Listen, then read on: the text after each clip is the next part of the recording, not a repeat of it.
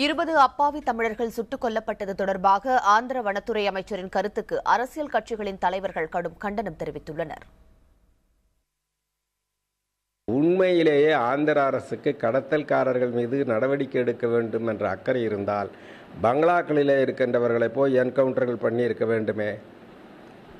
கேட்டால் அவர்கள் இந்த கோர்ட்டுக்கு போகிறார்கள், சுப்ரீம் கோர்ட்டுக்கு போகிறார்கள், அந்த கோர்ட்டுக்கு போகிறார்கள் என்று சால்சாப்பு சொல்லுகிறார் அமைச்சர். அப்படி போகிறவர்களை அல்லவா நீங்கள் என்கவுண்டர் பண்ணி இருக்க வேண்டும். ஆகவே இதிலிருந்து என்ன தெரிகிறது என்றால், ஒரு அரசு செய்ய வேண்டிய கடமையை ஆந்திர அரசு செய்ய தவறிவிட்டதோ என்கின்ற சந்தேகம் நிச்சயமாக ஏற்பட்டிருக்கிறது. சுட்டுக்கொள்வதுதான் தீர்வு என்று ஒரு ஆணவ போக்கில் கருத்து கூறுவது ஏற்புடையதல்ல. இந்த பிரச்சனை குறித்து ஒரு முழு விசாரணை மேற்கொள்ளப்பட வேண்டும்.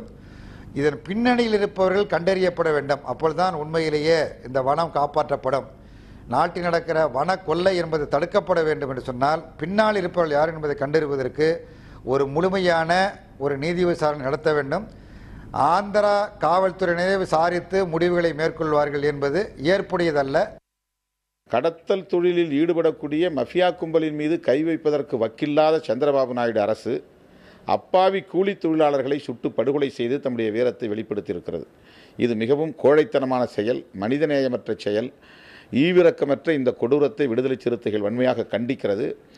ஆந்திர அரசின் நடவடிக்கையை ஆந்திர உயர்நீதிமன்றமே சுட்டிக்காட்டியிருக்கிறது. இது தவறானது.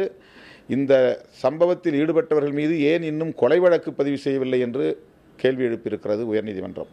அதற்கு பதில் சொல்ல முடியாத வனத்துறை அமைச்சர் தமிழ்நாடு அரசின் மீதும் தமிழ் கூலி தொழிலாளர்கள் மீதும் அப்பட்டமான ஒரு பழியை சுமத்துகிறார்.